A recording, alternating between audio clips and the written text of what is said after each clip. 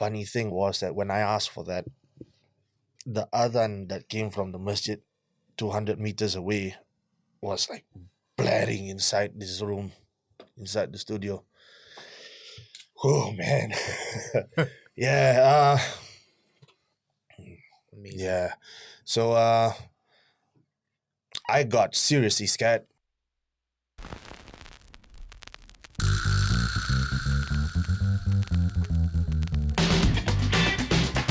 Assalamualaikum warahmatullahi wabarakatuh. Waalaikumsalam warahmatullahi Today we are extremely honored, very grateful, and very privileged to have Nazri Jameson with us as a guest. Nazri Jameson is the founder of Beard Brothers barbecue, American, is it Texas style barbecue, man?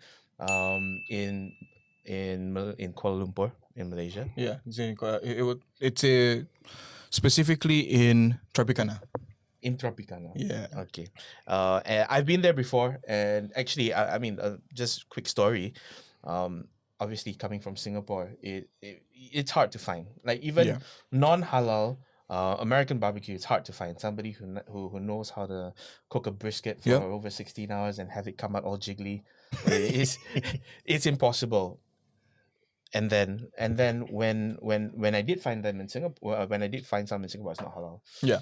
A friend of mine, I think in 2018, just directed my attention to Instagram, and I discovered Beard Brothers, and I went there immediately. Like the next trip I came down, I went there immediately, and I was like, oh my gosh, this is what I've been looking for all my life. Yeah. All my No, life. I've had a lot of memories in Beard Brothers. I used to go there quite often. And then I needed to kind of slow down my meat consumption after I went there too many times. Yeah. But I've been there with friends, and it's always a good time. It's always good food. You know, we've never left Beard Brothers feeling unsatisfied. Yeah. And that, like for me, like food is, even in my family, like we grew up around a lot of food, and you know, like food is such an important part of creating an experience, like creating memories with friends. So Yeah. that's my experience of Beard Brothers. Welcome, Nazri. Thank you very much. Thanks for Thank taking you. the time Thank you. to come over here and a share your pleasure. story. Tell us a little bit about how you got started, because I mean I understand you went to culinary school, and then how did you end up starting a business? Right. Bismillah wa salatu wa salam ala rasulillah. First of all, I want to thank you guys for those kind words, and I'm honored. I'm honored, and I'm pleased to know that I did my job in satisfying your cravings for barbecue, and also having you guys and actually enjoy it. So I'm really honored about that. Thank you so much. Thank you. So yeah, Beard Brothers started back in 2013. And if you want to go way back, what was the question again? Where I was from and whatnot? Yeah, I mean, like how did you get started? Like Yeah. why? Like because you trained as a fine dining chef. Yeah, Right. I did. And I think when the perception, or at least from outside, when people look at fine dining, and then when they think of barbecue, there is that little bit of a gulf in perception as to the quality, or the people they don't understand that it requires a lot of technique to get it right. does. Right. They're just thinking about their birthday barbecues down at Yeah. East Coast Beach. Yeah, it's or two at different their condo. worlds, It's right? not even the same. Yeah, it's two different Right, worlds. Well, my brother-in-law, he suggested for me to look into barbecue, and I thought that was a joke. I know, I really thought it was a joke, because I mean, seriously, you're talking to a French fine dining trained chef, Chinese kitchen chef. You know, these were cuisines that I really held up to, really high standards. And when you ask me to barbecue, what do you think I am? The guy who grills at your birthday parties, because that's what Malaysian barbecue was. You grill lamb chop and chicken wings at Hot dog. during Kambing birthday- bakar. and hot dogs, kambing bakar during birthday parties, Yeah. So that was the idea of barbecue that a lot of Malaysians have or had. And he said, look into Texas barbecue. I said, oh man, and stupidly enough, I did not know about it. I had no idea about it also. And here I am, Mr. Young hotshot, thinking I was, I knew it all because I was in the fine dining industry. And it really taught me a big lesson. Like, you don't know anything, man. You have no idea about anything. And when I looked into it, I said, you know what? I'll do it. I'll look into it. I'll look into it. And even at that time, I didn't want to go back into the kitchen at that time. I just came back from Yemen, I had a 2-year stint in Yemen, and even at that time, I was thinking like, okay, I needed to find some way to. I had a wife and a kid, and I definitely needed a way to, take care of them. I didn't want to go back to the kitchen because I knew going back to the kitchen, I'll be in the kitchen from 8 in the morning up until 11 at night. That was the life of a chef of any kitchen. 8 morning, 11 at night. Sometimes 10, depending on what restaurant you go to. But that was your life. And I was, I told myself, no way. But looking into that barbecue thing that my brother-in-law told me about and tried it out, and I said, man, this is hard. This is hard. But that I had that mentality, that perfection mentality that I had during my training inside the fine dining kitchen and the Chinese kitchen. I brought it along to the barbecue, said, I can't be happy with this. Yeah. I said, I thought it was easy, so I'm going to make it look easy. Yeah. So it was more like an FU to myself. Right. It was more like an FU to myself. Like, you said it was easy. And look at it right now. Make it easy. That was it. I that was how it started. Yeah, I think that really touches a lot on the mindset of entrepreneurs. It's a very entrepreneurial mindset. Yeah.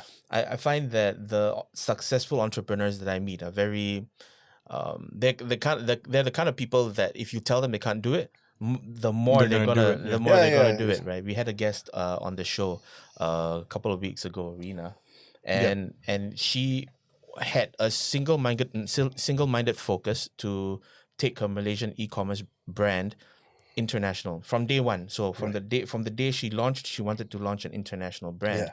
And so she went all over Malaysia to find e-commerce gurus that could teach her, and everybody she went to said that it couldn't be done. And the more people said to her that it couldn't be done, the more she wanted to find somebody that said, yes, you can do it. It's easy. It's been done before so many times. Here's how you do it. And similarly, I think you wouldn't. And it really reflects the kind of standards you set for yourself. It's like, especially coming from a fine dining background, that this is the standard that I set for myself, and the results coming from your tests or your trials or what some people would call failures. I don't call them failures. I call them lessons. Yes. Right? Yes. Just spur you even more to get to those standards. So it's an amazing story, and I think it's an amazing lesson for a lot of people, because for a lot of people it's the opposite of success is failure. Yeah, absolutely. It really stemmed from a lot of trying to prove myself first, and I really have this bad habit of wanting to prove everybody else wrong also. Not in a sense where I just want, not in a sense of being a dick, no, but you guys or the guys that tell me that, you crazy, what are you trying to do? Don't do something stupid like this. That kind of sentences that get thrown in.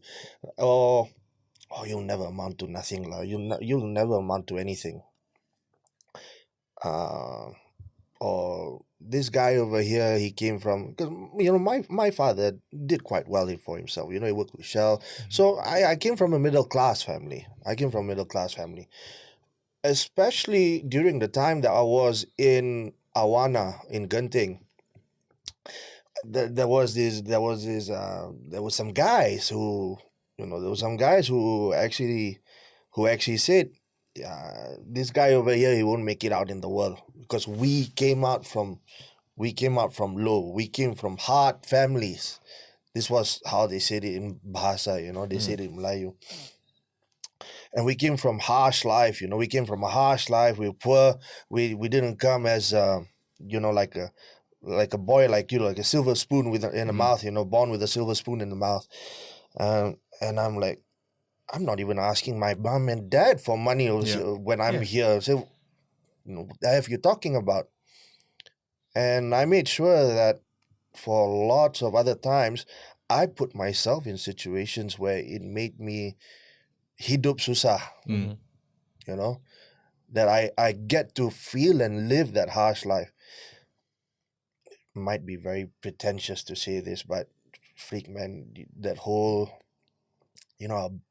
Bruce Wayne would go out and and go live up in the mountains and that sort of thing, Please don't equate me. Please don't quote me on that. Like, please don't try to say that I'm trying to equate myself to Bruce Wayne. No, very far from that. I just wanted to prove to them that you're not the only ones who can live harsh. Yeah, a harsh life, and I could do that too. And I don't know if that's a bad habit or good habit. It's just that I'm gonna make sure you guys swallow your words. Yeah. That was then. Yeah. Right now, I have a much more different outlook on life. Yeah. And for me, it's mostly about at this time in this moment right now. It's mostly about let's see whether I can benefit. Where my advice can benefit everybody else and also myself. Yeah. And instead of proving others right, I'd really like to look into myself first. So self-reflection is a very important thing to me. Absolutely. Yeah. Sitting down, you might seem crazy to yourself, but sitting down in front of a mirror alone in your room or anywhere private and actually talking to yourself really helps me a lot. It helps me a lot. Yeah. And I think a lot of people should be doing that because you really get to say like, all right, let's look at all the shit that people talk about you. Let's see whether that's true or not. And for a lot of times, maybe a little bit of it, it's true.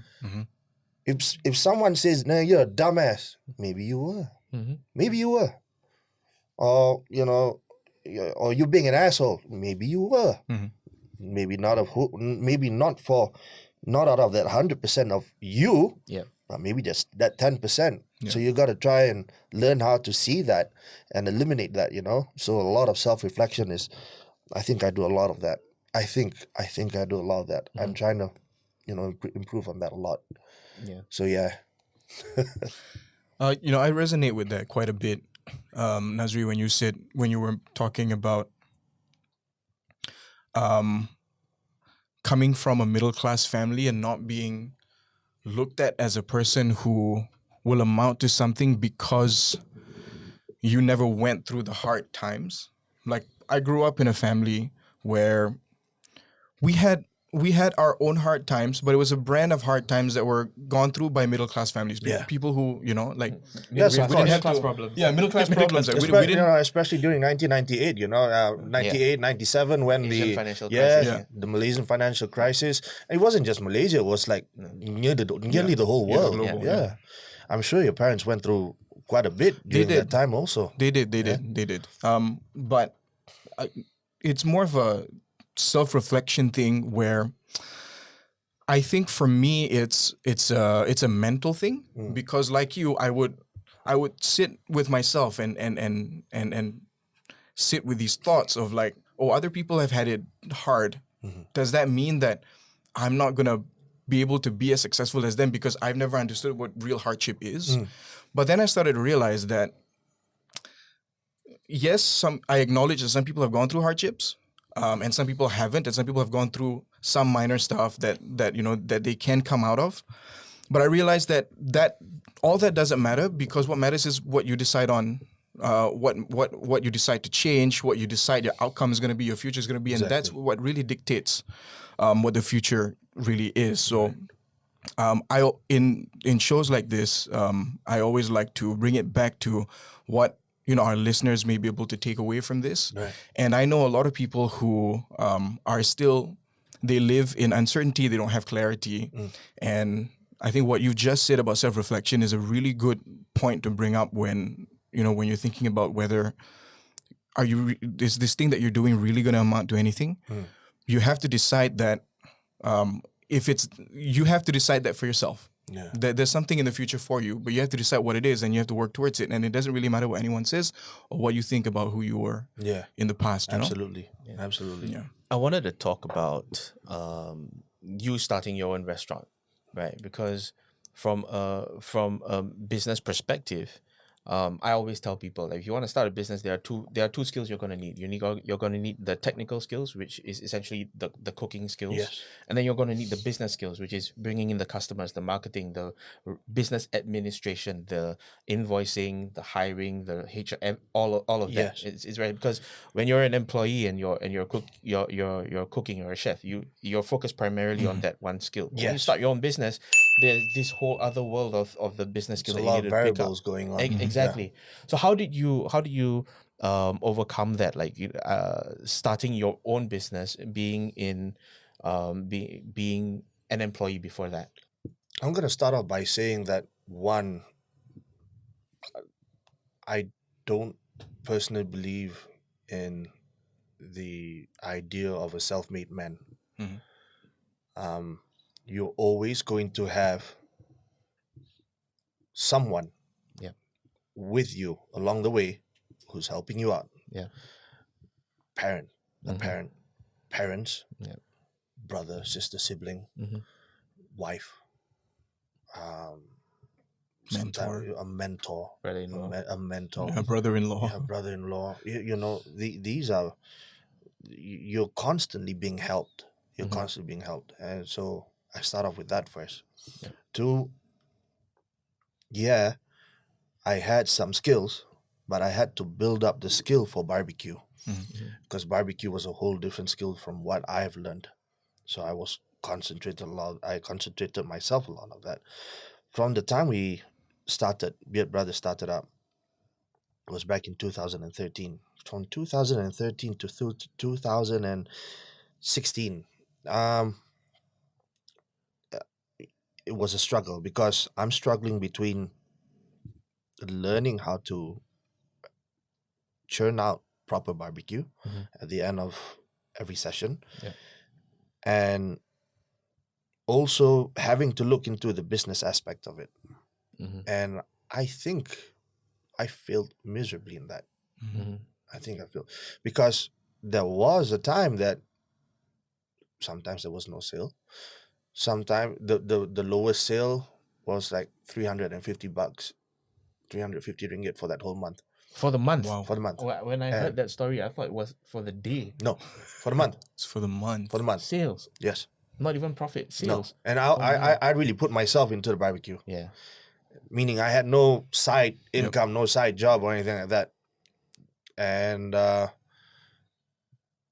really put me and my wife and other 3 kids in a lot of trouble. I am very blessed that I do have a mother my dear mother, who is very observant of things, and she helps out without she helped out without asking, or without me asking, and maybe because she knew I had a bit of a ego when it comes to asking or whatnot, so she was very observant about that, and I'm very blessed for that. But I did put me and my family in that sort of situation, and I found out that I really need to work with people who knew what they were talking about. Yeah. So first things first, you need to have someone who was good with accounting.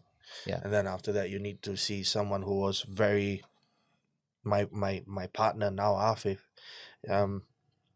he's very savvy with business trends and gung ho. Unlike me, I like to. I don't always play it safe. Sometimes I do. Sometimes there are risky things that I do. My other partner is a bit more is a bit more pushy on this thing. He's like, you got to do it, you know. And then he'll get me. He'll before anything starts to happen, it'll be like a few moments or a few sessions of him trying to get me into it. Then I'll go like, okay, fine, I'll do it. So yeah, it started off that way, that I had people who I could trust, and people who were competent, and people who had knowledge in the areas that I needed to excel in. At the same time, I didn't allow myself to sit back and say that, okay, they're doing it. So you take care of this. I don't do it. I don't want to deal with it. No. So, yeah. So the wonderful world of YouTube and internet, it's like your online university. If you need to know anything, all the basic stuff, even to the stuff that goes into details, you can find that on YouTube. So I really spent a lot of time, hard as it was to actually put in time to that, because I have other things that I want to do too. I have other passions that I want to pursue too. But I don't regret a single moment of me putting time into learning some aspects of accounting, some aspects of business and marketing, some aspects of supply chains and logistics organizing and all that. I don't regret any of those times put into it. So I might have to sacrifice a little bit of time with family. I might have to sacrifice a little bit of time for myself. A little bit of my passion is to go into the jungle a lot, and I had to sacrifice a lot of that also, and that does drive me crazy. It does drive me crazy that I can't go in as much, that I couldn't go in as much. But when you put in that time, and then you see the fruition of it, at the end of the day, you do. We're still trying. I don't think we're anywhere yet. Personally, I think we still got a long way to go, man. Long way to go. Beard Brothers has got a long way to go in terms of food, in terms of the menu, in terms of business wise. Long way to go. One thing I wanted to ask you really was when you first started out and you smoked your first brisket, and it didn't come out the way you wanted to, and then you kept doing it. What was there any moment that you had that feeling of doubt whether you would be able to bring it up to the standard that would make you happy? Lots of it. Yeah. How did you deal with that then? There was a lot of self-doubt, and then there was a lot of also self-scrutinizing. So whenever those doubts came, I'd actually, like I said, like I mentioned, to actually sit down and self-reflect upon yourself and actually look in the mirror, and you go like, what the F are you talking about, dude? It's like, you want to do it or you don't want to do it. You got to choose, yes or no. There's no in between. And I'll be really harsh with myself. I'm not going to scream, but I actually did. I'm not going to scream into this microphone here because I know they'll probably get your volumes off the chart and all that. But that's what I did. I actually had time, and this is something very, really personal, but I actually had time to treat myself harshly, and time to treat myself harshly and go, you're not doing well here, and you need to do something about it. So find out a way or die. That kind of thing, you just get into that sort of mentality.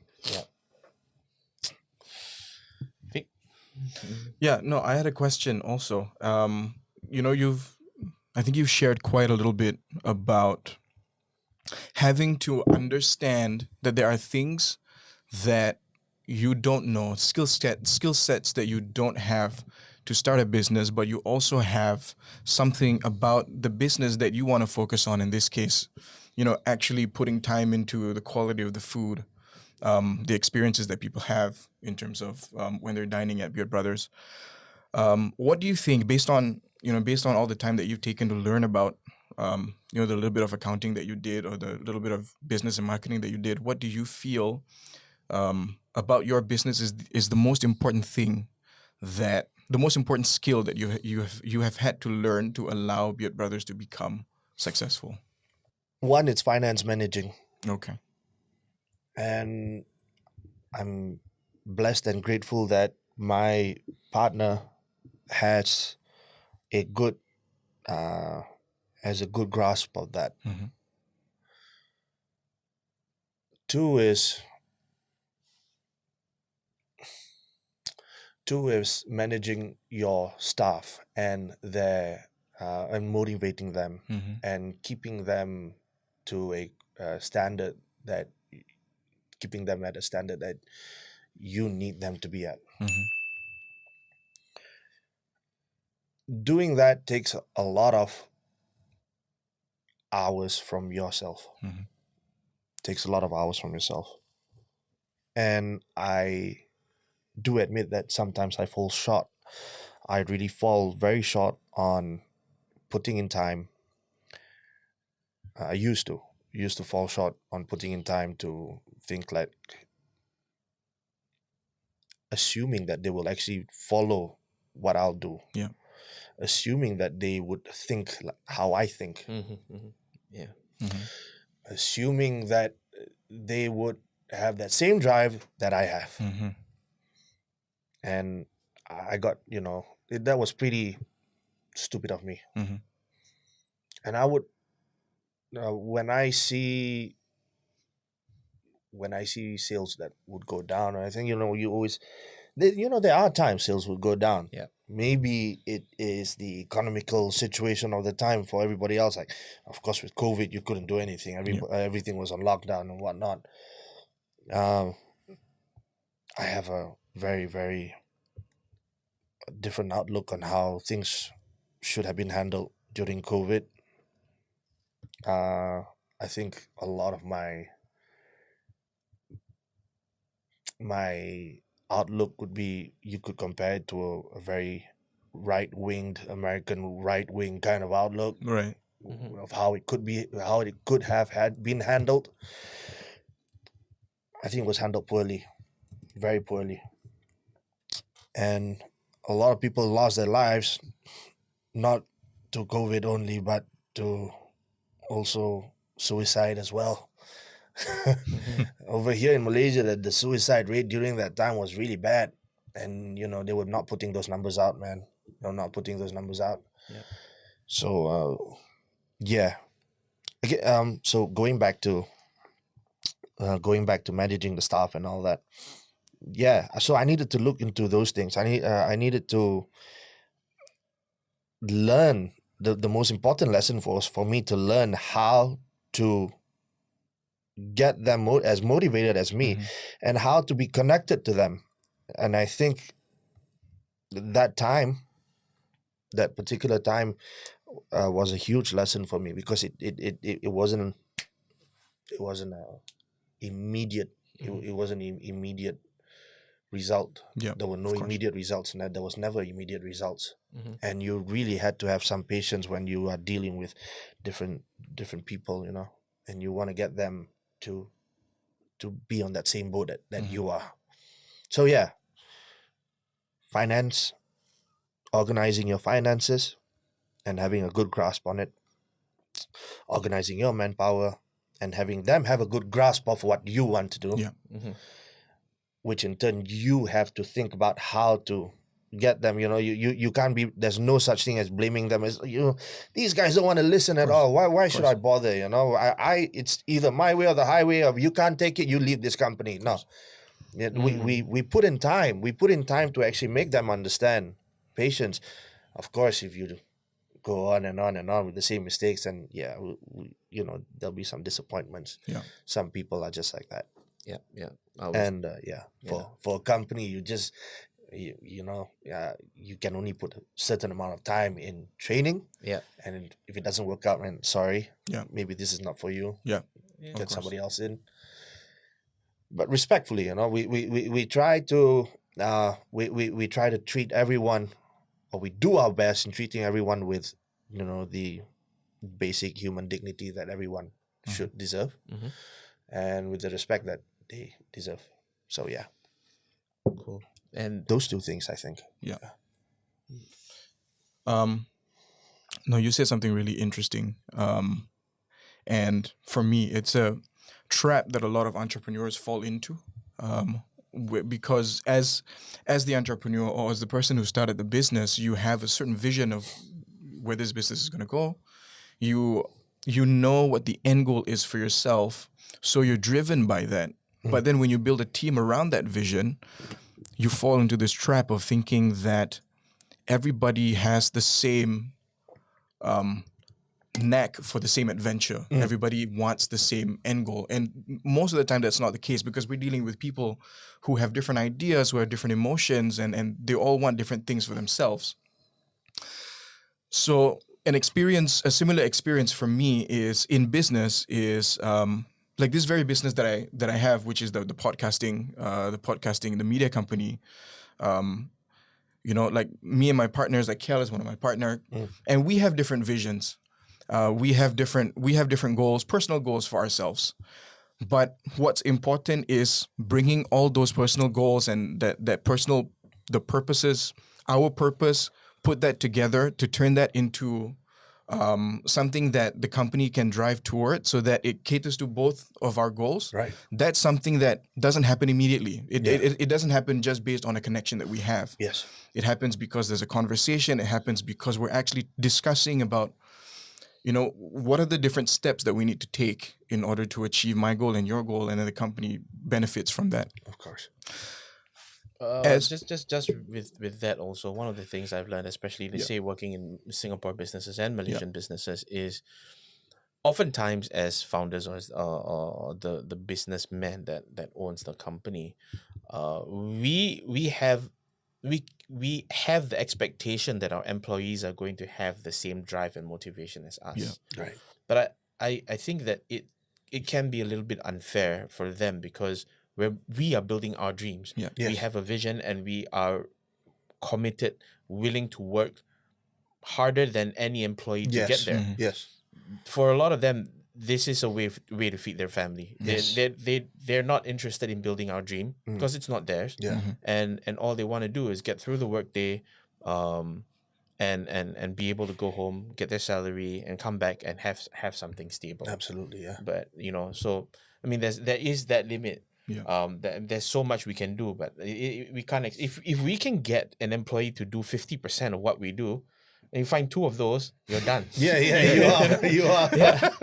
But most of true. the time, if you can get an employee to do 20-30% of what you do, that's a great result. Yeah. That's a great result, because for business people, we're in it for the long game. Right. This is something that we're going to earn, inshallah, for a long time to come. For them, if they see maybe a better opportunity to progress somewhere else, if you're lucky, they'll say, hey, I'm thinking of moving jobs or changing careers to do this, that, and the other.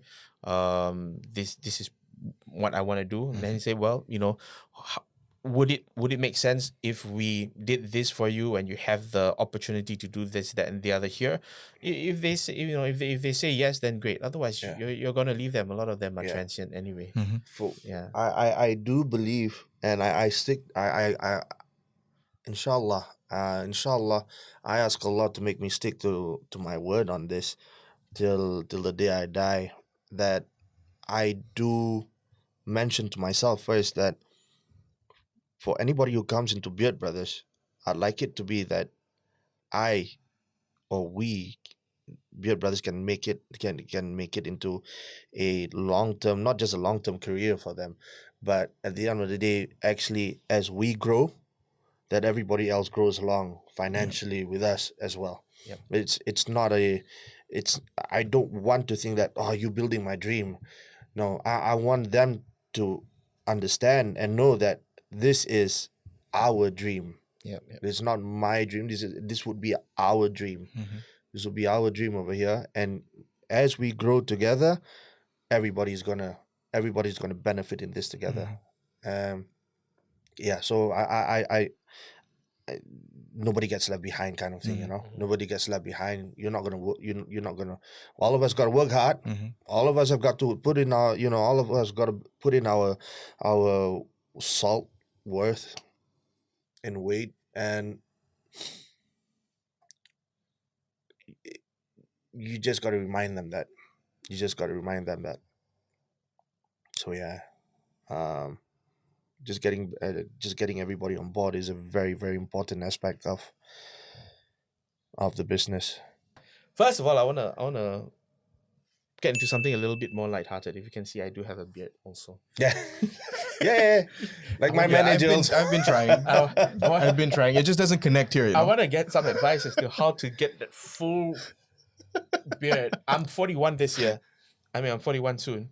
And this, none of this, and I try, I shave against the grain, and nothing happens, man. Man, when I was 21, yeah, I didn't have nothing on my face, bro. Nothing. I had this like smooth mustache going on. Oh, like this. No, seriously, like that. Mandarin mustache. And I thought that. And I'm looking at all my friends and all. These guys are like, man, they just look like werewolves, you know. At 21, bro. Yeah, at 21. Some of them like 19-year-old. The 19-year-olds, they look like werewolves, you know. I'm like, man, what are they? Where do you get these genes from? And I thought, man, I'm gonna be some smooth ass baby face going on. And I thought shaving would help a lot, you know, against, like you said, against the grains. Everybody was saying that. That's a myth. Yeah, everybody was saying that. Some ass wipe actually told me that. Some ass wipe said, "Oh, you gotta put cum on your face." I'm like, you serious? Like, I've heard people say you gotta put whiskey on your face, but never that. You get all this weird as it. So he would go like, letak air mani atas muka. I'm like, dude. I'm like, mine or yours? Yeah, seriously. I mean, where do you come up with this shit? So, and I'm like, I just quit on it. I quit on having the idea of having a beard. But I think when I was like 22, 23, it just started to like, all these little stubs started to grow. Yeah. I still have a patch on my left side here. There's an empty patch, or a few empty patches here and there. And you're going like, okay, that's just how it is, you know. It'll grow one day later. By the will of But God. then, so again, that was like really, it will. It will. And funny enough, it actually started to grow more when I became a Muslim, and it was very how do you call it? I wouldn't say miraculous or anything like that, no. But it was just that I started to have like a full beard, and it started growing when I received my hidayah. Right. You know, when I changed my whole lifestyle. So yeah. That's perfect, man. Yeah. Because what I was gonna ask next was, tell us a little bit about your journey, your journey in Islam, and what it has gotten you to. And I'd also, of course, love to hear about your 3 years in Yemen. Yeah, just to make it clear, I was born Muslim. My father is Muslim. My mother's Muslim. My step grandfather, my father's side. I've never met him. You know, he passed away when. Was it when my father? Was it when I was like 1 year old or something? Oh no, before I was born. Yeah. So I would be told that Dope Baker. This is what my mom would, would address him as to me. Dope Baker was he was an officer from the British Army, but he was living in Kota Belud. He became Muslim, started learning about Islam, and subhanallah,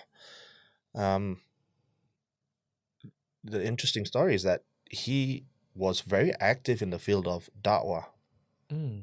and a lot of people in Kota Belud became Muslim through his da'wah, MashaAllah. through his da'wah. So I didn't learn that until I think it was like 4 years ago, 5 years ago. I just learned that, you know. Wow. I was like, wow, that was interesting. That's interesting. I didn't know that. I thought it was just, you know, just an army officer.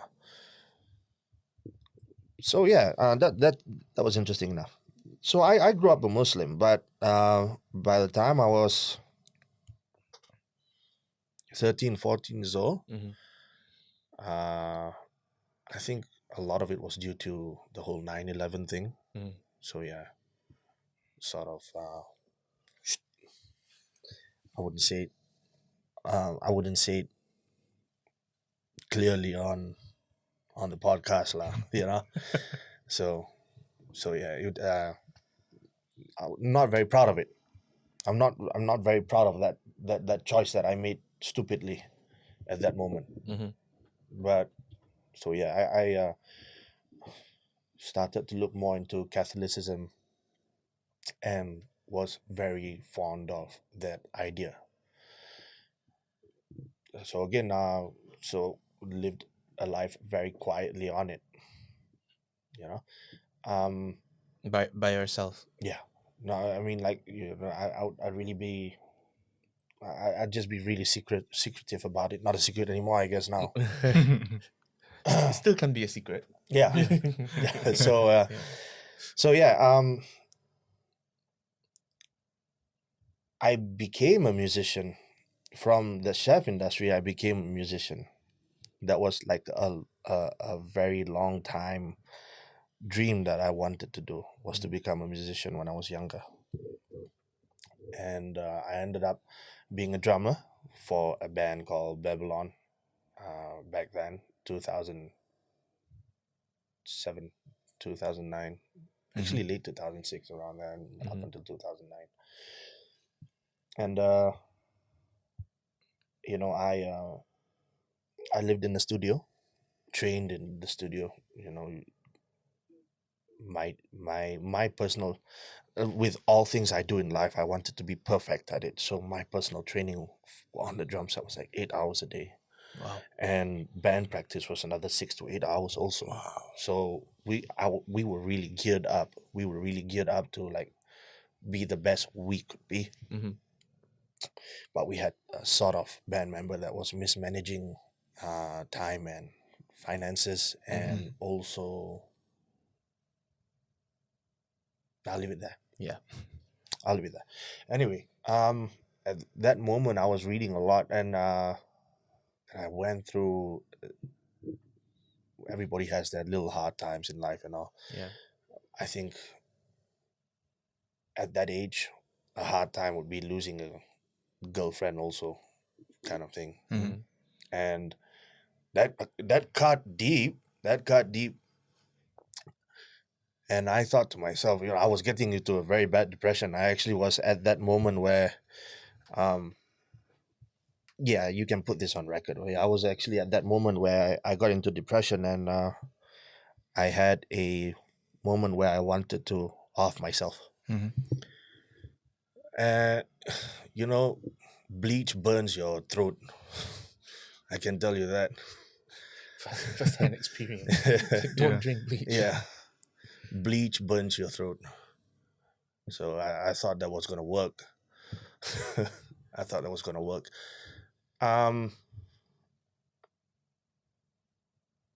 Yeah, I know what depression is like. And when I felt that burn, and then when I felt, once I felt that burn, and then I thought to myself, this is not right. The minute you felt that, my head was like, no, this is not right. Something's not right over here. I'm not supposed to do this. And then I was thinking about my mom, my dad, my mom, dad, siblings, and thinking like, sheesh, man, if I'm gonna die like this, what am I gonna be raised at? You know, even in Catholicism, that's a no-no already. You know. Yeah. So I thought to myself, like, alhamdulillah, I didn't die because I was alone in that studio. I didn't die. And I got up, crawled up, forced myself to vomit out whatever I can. Went to a Chinese medicine shop. I said I needed something to detox my body and all. Yeah. I didn't go to the hospital. Yeah. I can tell you, I didn't go to the hospital. I did my own self detoxing, Yeah. Was that drinking Kung water. Wotong? Yeah. Where they sell the drink, the detox I drinks. forgot what the dude gave me, man. He gave me some herbs and all that because he did ask me what you took and all that. And then I told him, and he said, okay, you take this, you boil this in water, and then you drink this along with that. So I just followed along with it, But I also thought, like, okay, I got to drink a lot of water just to flush this out. So that was in my head. And alhamdulillah, kind of turned out okay. I'm still alive. So, Alhamdulillah. yeah. And then I figured out this is not the way to deal with this sort of pain. What do I need to do? I need to really look back at what life is all about again. And I started reading a lot more into the Bible. And then I just felt like I need to read more. Why wasn't I reading the Quran? I mean, why? Why not? So I started reading the Quran, and a lot of it just resonated very, very clearly with me. And when I saw it, and when I read it, and when I understood it, I thought, man, this thing is giving me goosebumps with this whole story. So yeah, reading a lot of it resonated, but I still wasn't like, oh man, still I can't do a lot of things that I'm. There was when you're a musician, There's part of that life. that's part of that life that you have to do away with, and then you start thinking like, what is the benefit of that sort of lifestyle? And that's where self-reflection comes in also. So what good is this bringing me? Any sort of aspect of this, what good is it bringing me? And I thought I didn't see any good in it. But then again, I wasn't, I was still trying to search for stuff, and I was listening to some lecture on YouTube. Yeah. And there was this one particular lecture that was actually talking about death and your preparation for it. Yeah. Because this life is a bridge. What will you encounter after this? You can say and believe that nothing's going to happen. You're just going to turn to dust and bones. But that's not it, man. That's that you will. Everybody's going to have to face that other part of life. And being ready for that was very important to me. And I thought to myself, man, this is scary. So I actually made dua of, I need a sign, sort of like I really need a sign. And this was like 5:30, 5:40 in the morning, around there. I said, I need a sign. And I'm inside my studio, and the studio's made well. Like, you couldn't hear in the studio over here. You couldn't hear what's going on outside much. I couldn't hear the doorbell, bro. Yeah, exactly. And my studio was built to withstand sound going out also, just like this over here.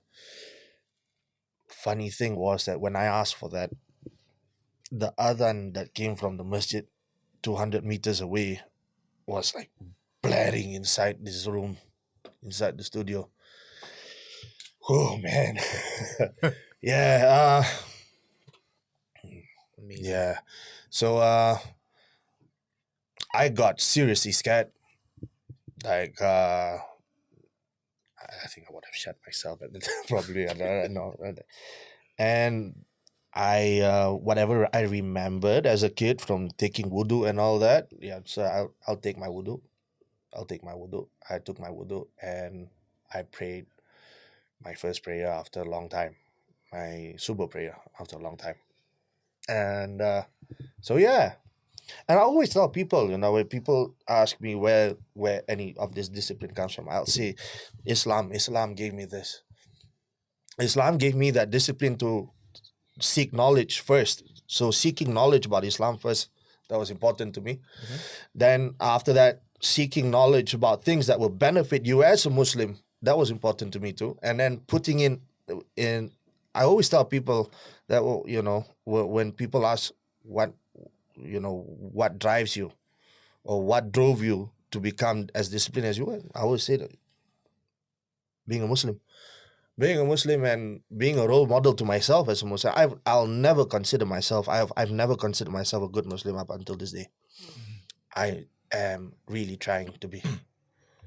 I think a lot of us are on the Yeah. path of being better. Like, Yeah, I'm really trying to be. I would never consider myself as a good Muslim. I think there's a lot more that I can fix. There's a lot more I can fix. So yeah, it started from there, and Islam teaches you to be it's not just even Christianity has it. They will teach you to have integrity. They'll teach you to be hardworking. They'll teach you to but the end of the day, Islam is being accountable for your mistakes, and then also having the thought and the reminder that you will be asked about all of this. Whatever you do, whatever your thoughts were, whatever your intentions were, you'll be asked about all of this. That's the self-accountable, and that there are repercussions to having it done wrongly or going against what has been legislated. There are repercussions. God is not all loving that he doesn't care what you do. He doesn't care what you do with your life. You have to follow a certain guideline and stick to it. Yeah. You have to. And I think that made me feel more accountable, because I know for a fact that Allah's watching. I know for Allah's watching all the time, and then you want to be naughty a bit, and you say, I'm in a room, nobody's watching me, but nobody's watching you. Maybe nobody will know until the day you die, or whatever you do inside that room, but with another person or whatever, or alone, and you can say that nobody's watching me, but it will be accounted. Yeah, you will be accounted for. Yeah, you will be asked about it. Cool. So yeah, so that was my journey into Islam. That was very impactful. How you spent 3 years in Yemen? Two years. 2 years. 2 years in you Yemen.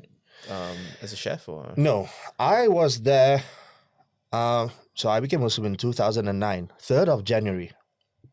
The 3rd of January 2009, and I went for classes. I immersed myself in understanding more about the Quran, Hadith, and who you should be. What sort of understanding you should be following. Yeah, and then you find out that there is who understood it. You find out who understood Islam best, and you find out that the companions of the Prophet ﷺ understood Islam best, and that their companions understood Islam best. And Rasulullah ﷺ mentioned the fact that he mentioned in a hadith that to follow my companions and those after them, and those that come after them, those that come to them. So the tabi and the tabi'in, which is the companions of the companions also. So yeah, to those who stick to that principle, we in Islam it's called manhaj, or methodology. To stick to the principle of the companions. In simpler terms, a word that is being vilified right now is the word salaf or salafi. Salafi, yeah. And Rasulullah ﷺ actually mentioned to Khadija, his daughter, that indeed I am to you the best salaf, or the best predecessor. It's the salaf. Basically means predecessors or pious predecessors. And how you had to understand Islam is from the salaf. They understood it the best. And any sort of newly invented matters into the religion was, you don't really have to look into that because it's already perfect. It's perfect the way it is already. And I think that there also is that there is a discipline that you can, if you were to reflect on that there is a discipline to say, when Allah mentioned in the Quran that today I have perfected your religion and have chosen Islam for you, and it is for all mankind. The fact that Allah said that perfected, why would you add in anything that's perfect already? Why would you put in anything new into something that's perfect? I got a coffee. I got a perfect. Thank you very much over here. No problem. I got a perfect glass of coffee. Why would I add in cinnamon to it? Or why would you add in cinnamon to it if I considered it perfect? I considered it perfect already. Why would you add in cinnamon to it and tell me it's going to taste better with cinnamon? Why? I'm good with it. Yeah. So here's your Lord. Here's Allah, the creator of the heavens and the earth and every living being on earth. This is perfect. And I have perfected it for you. Why add in? So there's a discipline over there, a discipline to actually follow through and not listen to anybody who has another idea for it, So of course, during the first days, I was labeled a lot as a Wahhabi and all that. So, and then when you came back, when I came back, when I came back, because even in Yemen also, I had to go through one teacher to another teacher. The one thing that I noticed that was that when I was learning from this particular teacher, I won't say who, I won't say, I will say the school, Jamia Iman, And then you find out that these people were very into going against what is already in the text. One of those examples were, going out in the streets and doing a lot of demonstrations and all that stuff. So already over here, you're creating chaos.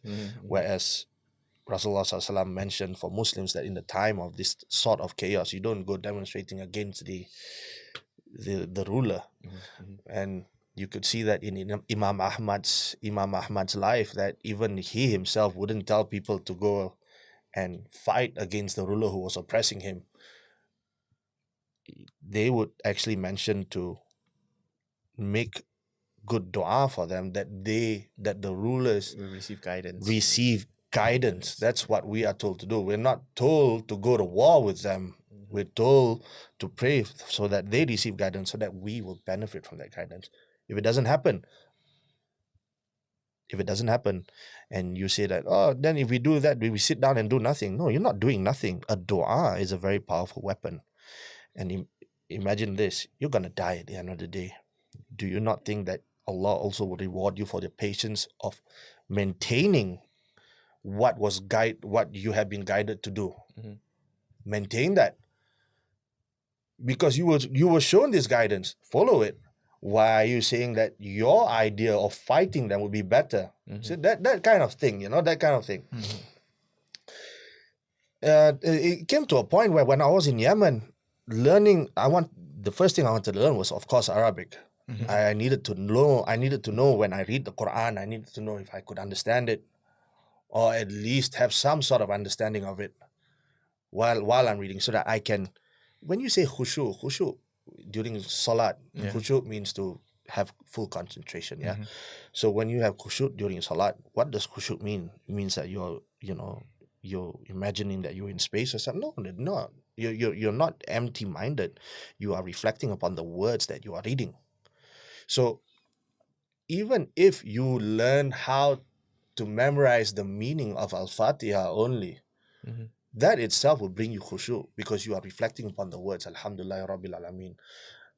All praise is to Allah, Lord of all worlds. Mhm. And you are understanding each word, Mhm. each sentence, and you're asking Allah for guidance. So you're reflecting upon yourself, you're reflecting upon the words of Allah. So that's for sure. And I wanted to have that.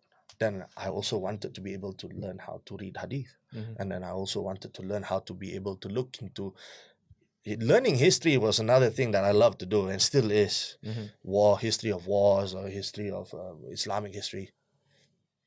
And I think when you learn proper history of Islam, you get to learn the chronology of, where the split in Islamic sects started to happen Mhm. and how it happened, the chronology of it. That was very important to me. So a lot of these books are not translated in English. Yeah. And a lot of them are translated to English also. But maybe not necessarily as accurate. Not as accurate, Yeah. not as detailed. Yeah. So you really have to look back into those books again. Mhm. And that was important to me to find out the source of knowledge. Again, the source of knowledge is very important for me. Like I said, where do I go back to? The understanding of the Salah. Because why would you go to any doctor that, where his line of we can call it sanad or chain, his chain, his genealogy, like his the chain of chain of education, Yeah. as transmission. Would you go to a doctor who learned it from YouTube? Or would you go? Yeah, would you go to a doctor who actually learned it from another, let's say a cardiologist? Yeah. Would you go to a cardiologist who learned it from an engineer? No, you wouldn't. You wouldn't at all. You go to a cardiologist who had training from another well-known cardiologist. Yeah. So again, you got, I think a lot of people should look back into this. And inshallah, when we have Muslims who actually reflect on this, I think we'll have a much more robust and well thought, good thinking individuals out there who are more level-headed in getting to know and being tolerant with other religions or other people as well. Islam for me is the answer, and Islam, according to way of the Salaf, is the ultimate answer to it, because there's no other tolerance that I see that teaches much more tolerance than that. Now, ISIS is not Salafi, okay? So please don't. Seriously, man. I think ISIS. most people can. I think most people consider them outside the realm of Islam in the first place. These guys are nut jobs, wackos, man. Seriously, wackos. Yeah. I mean, thanks so much for that. No, thank you allowing me to blab along. No, I think you opened up.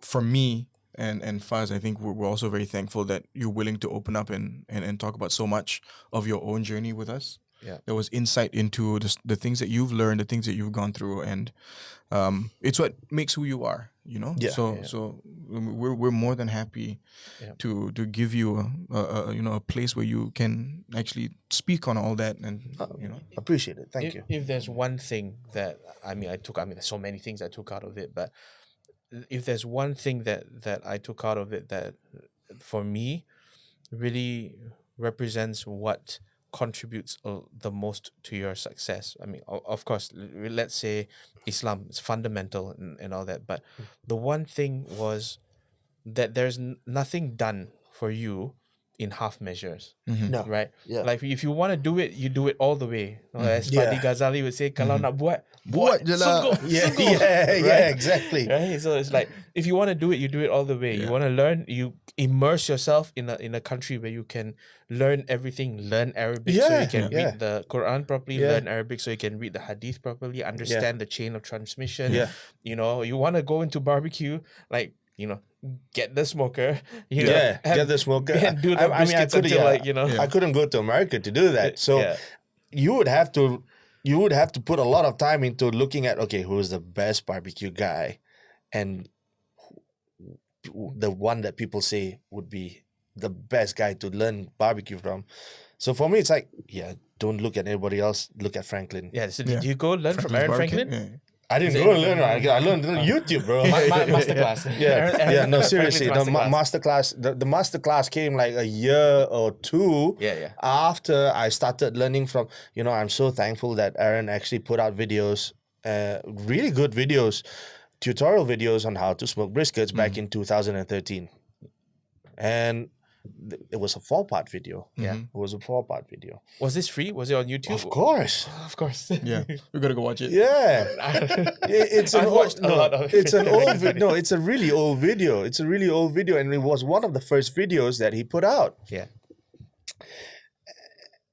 And bless these guys, man. They really they seriously put in a lot of time, and I mean, he did say, I'm not teaching you everything, but fair enough. here's your basics that you could use to churn out good barbecue. Yeah.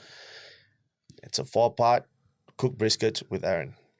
And I tell you, I've learned a lot from there, and having that sort of knowledge from the cooking industry to learning barbecue again, it helped a lot. It helped a lot.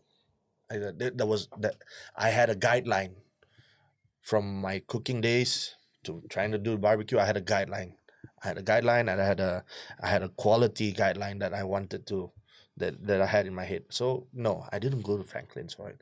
I have had many Texans come over, and I have had one Texan who was a huge fan. Aaron. That's nice. Aaron Barber. I'll say his name right. Aaron Barber. He's a comedian right now. I think he's in New Zealand. He went back to Austin, lined up in at Franklin's, bought barbecue and bought back a t-shirt for me. He said, "You deserve this t-shirt." I said, "Man." And I'd forever remember this guy. It was awesome. It was awesome. And he said, "You know what? Your briskets and Franklin's brisket is up there." I'm like, oh.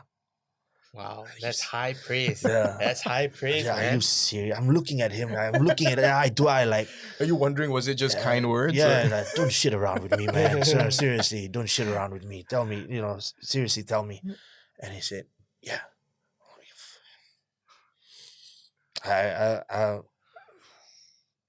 Almost brought me to tears. Almost. Yeah.